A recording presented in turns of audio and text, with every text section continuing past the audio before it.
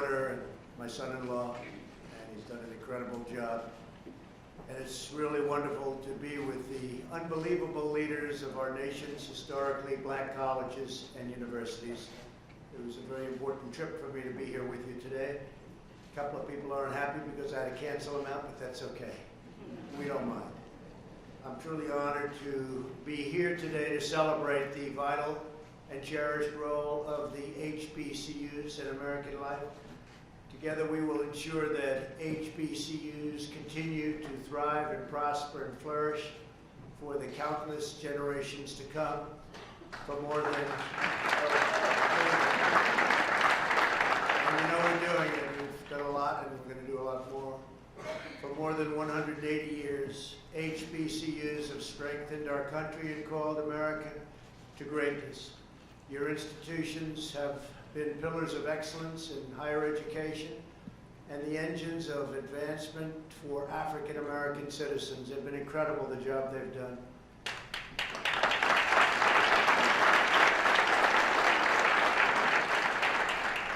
You have shaped American leaders, trained American legends, pioneered American innovations, empowered American workers, built American communities, and you've made all of America very proud of you and the job you've done and all of those great students that have learned so much from your wisdom. Thank you very much. This nation owes a profound and enduring debt of gratitude to its HBCUs.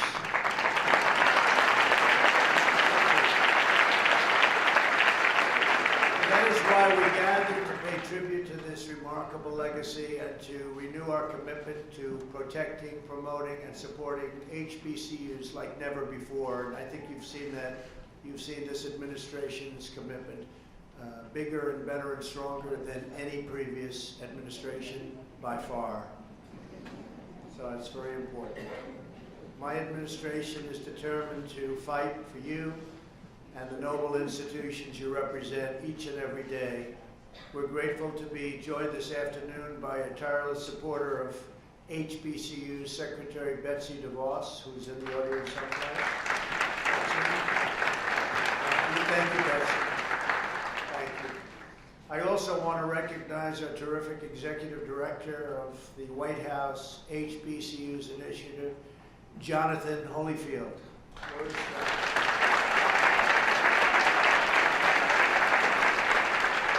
I want to tell you, Evander Holyfield is a friend of mine, and he could fight. You always knew when you went in the ring with Evander, he may be 50 pounds lighter, but you knew it was going to be a tough night out there for you. But it was something.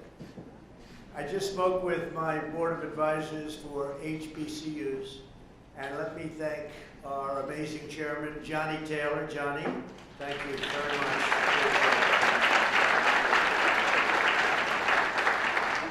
And also our board member here today, and we have a few of them, Aminta Bro. Aminta, thank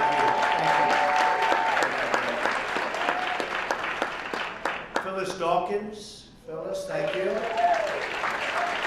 job, Phyllis. Rodney Ellis. Rodney, thank you. Thank you very much, Rodney. Marshall Grigsby. Thank you, Marshall. Thank you. Nicholas Justice. Thank you. Ronald Johnson. Thanks, Ronald. Thank you. Harold Martin. Thank you, Harold, very much. Bernard Milano. Connie Rath and Billy Hawkins. Thank you. Thank you all. And Billy, I will always remember the Talladega Marching Band in my inaugural parade. That was something. You topped them all. That's a great group. Thank you very much. They were fantastic. This afternoon, we are also thrilled to be joined by more than 40 students who were selected as the 2019 White House HBCU Competitiveness Scholars. Would you please stand so that we can congratulate you and applaud?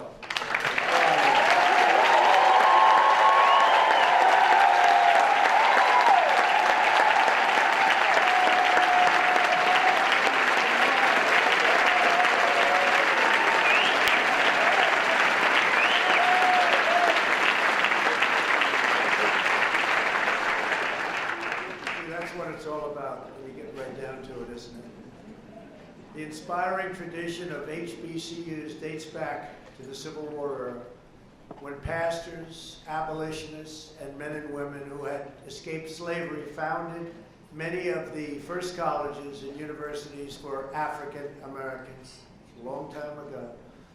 In 1861, a free African American woman, Mary Peak, taught 20 students under an oak tree near Union Base in Virginia. That tree still stands tall and mighty on the campus of Hampton University.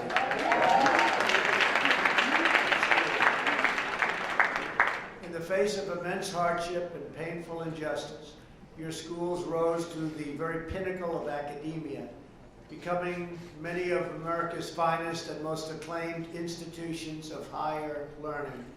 Tremendous respect everybody has for the work that many of you have done, almost everybody in this room has done, I can tell you. HBCU graduates have improved and uplifted every feature of American society.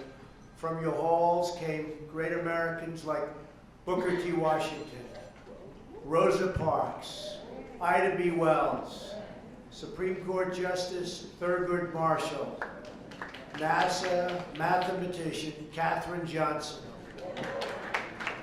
acclaimed inventor Lonnie Johnson, Air Force General Daniel James Jr., NFL Hall of Famer Jerry Rice, and legendary coach Eddie Robinson. Eddie Robinson was a good coach. Eddie Robinson won more games than anybody. Is that true? Is that true? I think so. And we have, by the way, we have Scott Turner speaking about good football players. Where's Scott? He's leading such a great charge with the opportunity zones. Thank you, Scott. He's a great gentleman. He works so hard. He's all over the place. I said, where's Scott today? He's there about 6 cities at one time. And the opportunity zones have really caught on.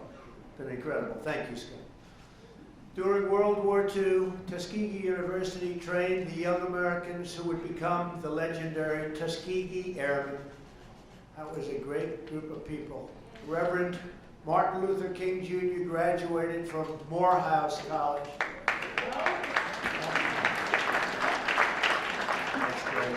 And African American students helped plan the Montgomery bus boycott in the basement of another HBCU, Alabama State University.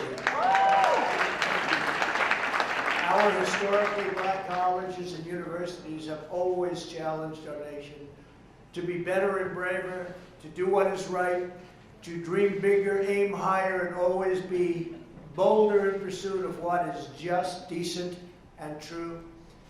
HBCUs represent only 3% of America's higher education institutions. You get graduates, 80%, think of that, 80% of African American judges, 40% African American engineers, and more than 50% of African American doctors. That's an incredible statement, from 3% overall to 50% and more. That's an incredible statistic. It's an incredible achievement. My administration is deeply devoted to advancing this amazing legacy of success, commitment, and contribution to our nation. You have never stopped working to improve this country, and you deserve a government. You have to just keep going. You really do deserve a government that never stops working for you, and you never stop working for it. You're amazing people in this room, incredible people, and I congratulate you for it.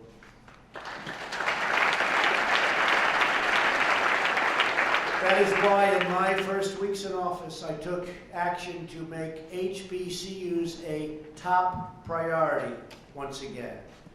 I signed an executive order to move the federal HBCU initiative to the White House, right where it belongs.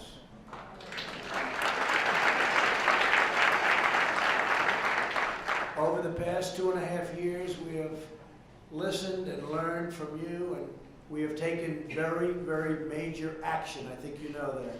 I signed legislation to increase federal funding for HBCUs by a record 13%. That was the highest ever done.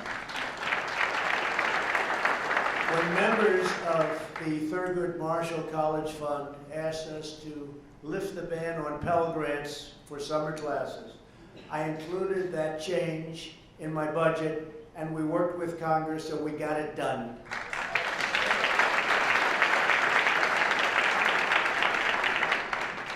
And you know, we had a little opposition to getting that done, I must tell you, but we got it done. In the fall of 2017, we met with leaders of HBCUs devastated by Hurricane Katrina, Dillard University, Southern University at New Orleans, Tougaloo College, Xavier University of Louisiana, and less than a year later, my administration took action to fully forgive their disaster loans so these colleges could get out of debt and back to their critical mission of educating our nation's future leaders, and truly great leaders they will be. So congratulations.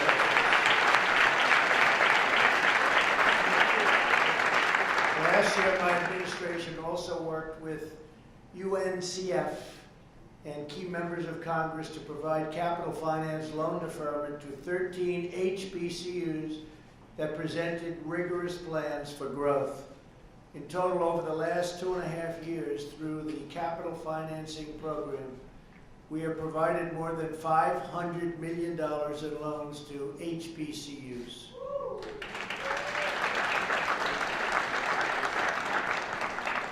A very good interest rate, I might add.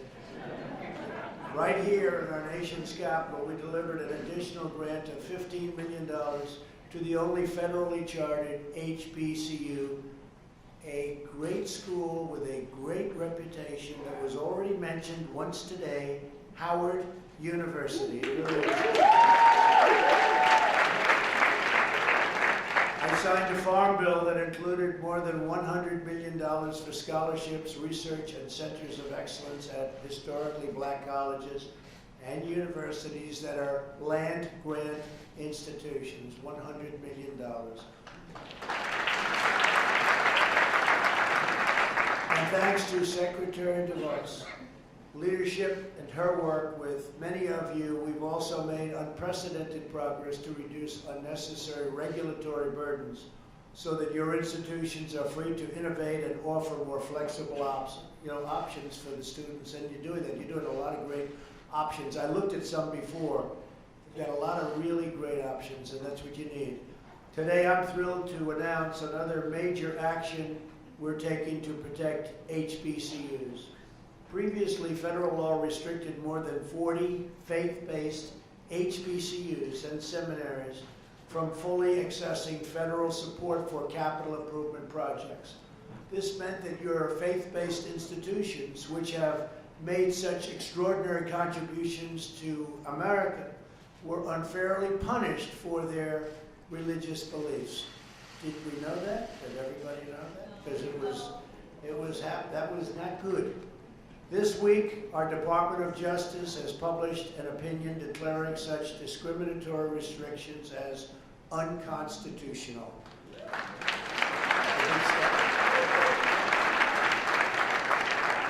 And from now on, faith-based HBCUs will enjoy equal access to federal support.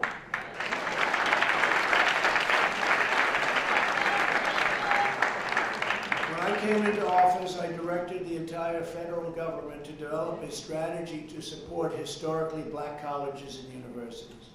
Today, 32 federal departments and agencies have released statements of priority that are helping your institutions receive resources and support that you deserve. To give just a few examples, NASA is expanding outreach to HBCU students who want to become scientists, engineers, and even astronauts. I don't know about the astronaut. I don't want to be an astronaut. How about you? Does anybody want to be an astronaut? I don't see too many. I see one. There's one brave person over there. That's pretty great, though. But what we've done there is terrific. And for those that do want to be an astronaut and those other wonderful things, it's now possible.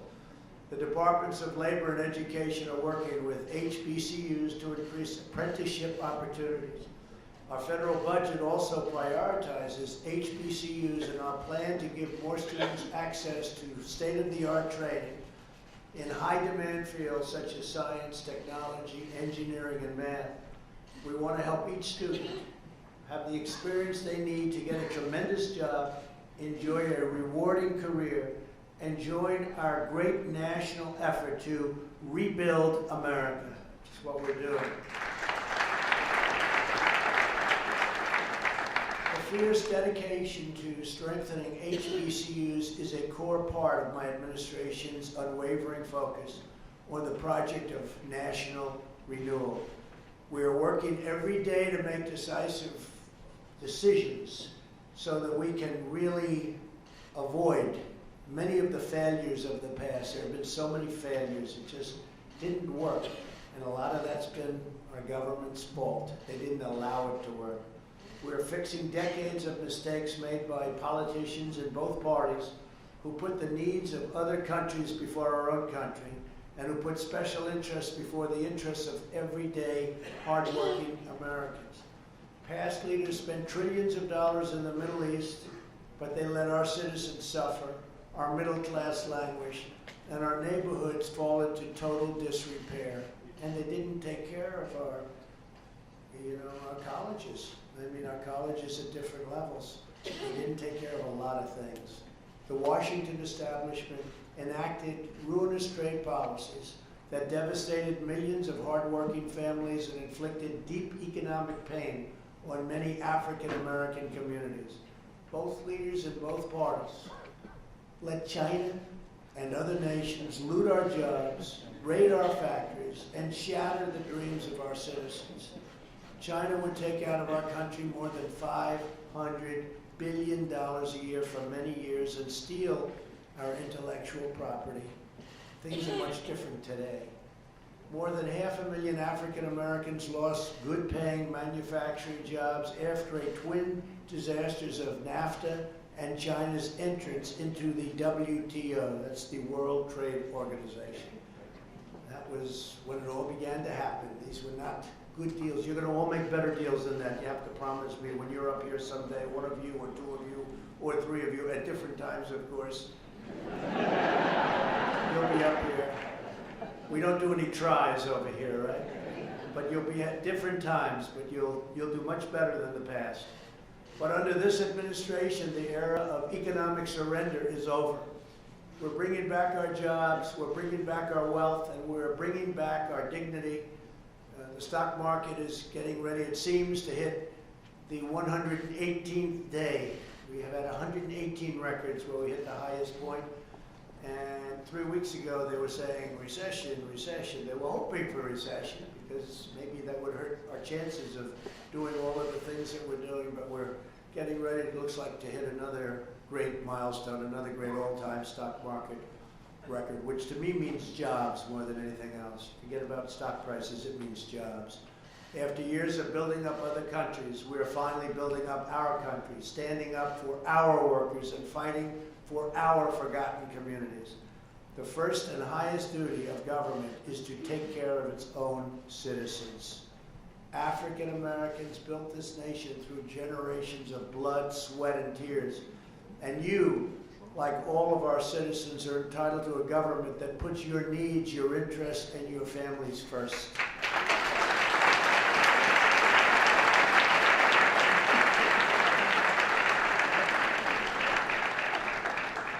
The first agenda and the America First agenda is about the sacred bonds of love and loyalty that unite all Americans. That is why we're joining forces with HBCUs to invest in the workforce of the future. Our pledge to the American worker has already secured commitments for 13 million employment and training opportunities for American citizens. It's been an incredible success. We're getting people off of the sidelines and back into the game. Last month alone, nearly 600,000 Americans entered the labor force. You read that just the other day.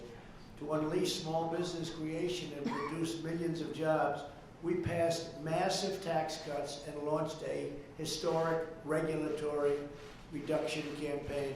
We cut more regulations than any president in history, even though they've been there for, in many cases, a lot longer than I have.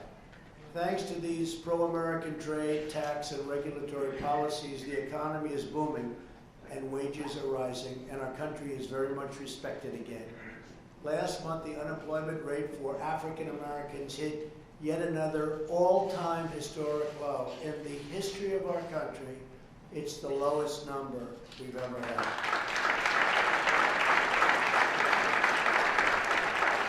And this is very exciting, especially for the folks in the room and those young folks over there that are so great and so smart. African American youth unemployment has reached the lowest rate ever recorded in the history of our country. So in other words, it's a good time to be looking for a job, right? You picked the right time. For the first time ever, most new hires are minorities and predominantly women. So that's a big statement. Most are minorities and women. The African American poverty rate also reached a new record low in the history of our country, the lowest poverty rate. We are, I don't know, when I'm on that debate stage with whoever I'm on, these are pretty good numbers still. Who's going to beat these numbers? Please tell me. We're working hard to ensure economic opportunity extends to all Americans, including those who have been released from prison. With employers and educational centers like HBCUs, we are supporting second chance hiring policies so that former inmates get a new shot at life.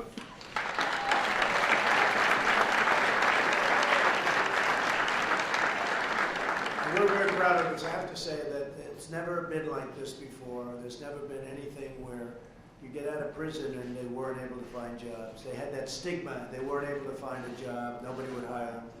And today, a lot of it has to do with the fact that the employment numbers are just about record low for our country. And it's been incredible. The success has been incredible.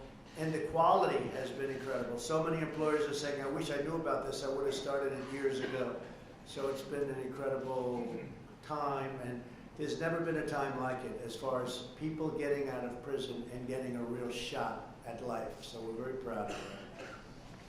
This is just one more way that we live by those two simple and really crucial rules: buy American and hire American. For this reason, we are also pursuing immigration reforms to protect jobs and wages for American workers, especially those who have been left behind. We're fighting to give every parent of every student access to school choice because no American child deserves to be trapped in a failing school. To remedy unfair sentencing laws that disproportionately hurt African Americans, last year I proudly signed groundbreaking Criminal Justice Reform into Law, a bipartisan First Step Act. So we signed that just recently. We were never able to get it, and we got it. We've taken historic action to confront the opioid crisis, and last year our nation saw the first decline in drug overdose deaths in more than 30 years. My administration has such a big thing, such a problem for our country, and such a problem for countries all over the world. It's a tremendous problem, the drug problem. My administration has also launched an unprecedented campaign to spur investment and revitalization in our country's most underserved communities. Under this vital initiative, America's governors have designated nearly 9,000 communities as opportunity zones, and that's where Scott has been so incredible. About half of all of the HBCUs are located in these opportunity zones. Scott, come up here for a second.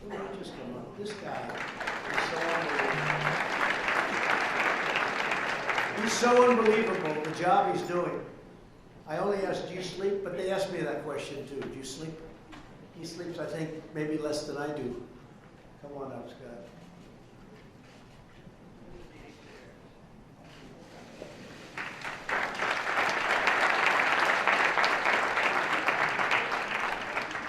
Well, thank you, Mr. President. And very briefly, Opportunity Zones, this initiative called Opportunity Zone is really unprecedented in our nation's history.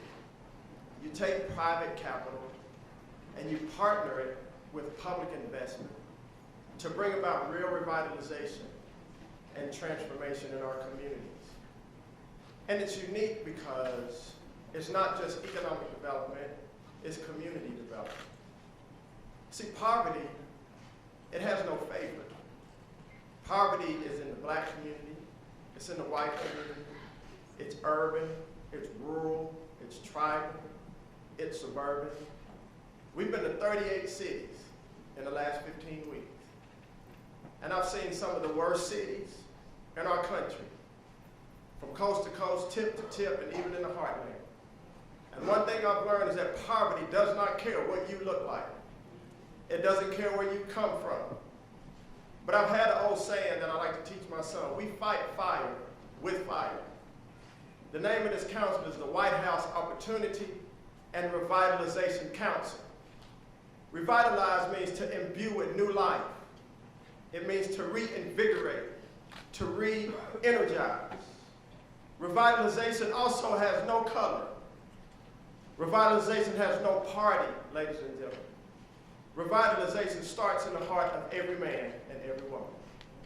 And our goal here, our mission, and thank President Trump and his administration for the courage and the vision for this. Our mission is, yes, it's job creation, it's new businesses, it's housing, but it is the eradication of poverty in our nation, a systemic problem that has crippled this nation for a long time. And we're here and we need all of you. We spoke to the HBCU conference yesterday. We need everyone in this room, one, to pray for our leadership, to pray what we're doing.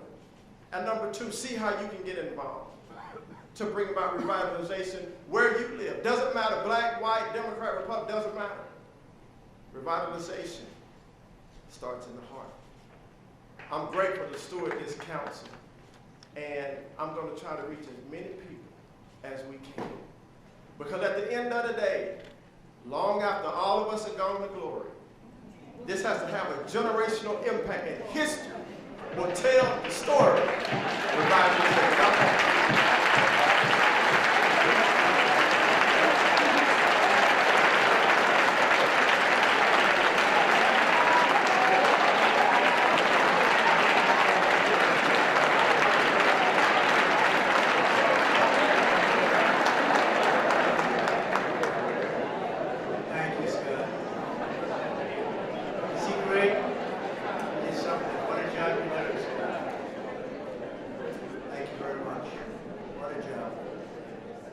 I know that each and every one of you shares the same commitment to improving our communities and building a future of limitless opportunity. For nearly 2 centuries, America's historically black colleges and universities have done exactly that. You've empowered millions of students to thrive in their careers, start a business, own a home, and raise proud, strong, and loving families. That is your magnificent legacy, and that is the mission we are determined to help you carry on. We're right by your side. So together with historically black colleges and universities, we will power this nation to new heights, heights like nobody would have imagined. We will reward hard work and innovation in every field. We will champion freedom, justice, equality, and opportunity for all. We will pursue greatness together as communities, as citizens, and one United States of America. Every day of my presidency will strive to give every child of every background and every race, religion, color, and creed the best chance to reach that beautiful American dream. As we do, I pledge that we will always support the institutions which help make these goals possible. Our nation's wonderful HBCUs. We will never let you down, and we will never stop fighting for you. And I just want to thank everybody for being here today. It's a great honor. God bless you, and God bless America. Thank you very much.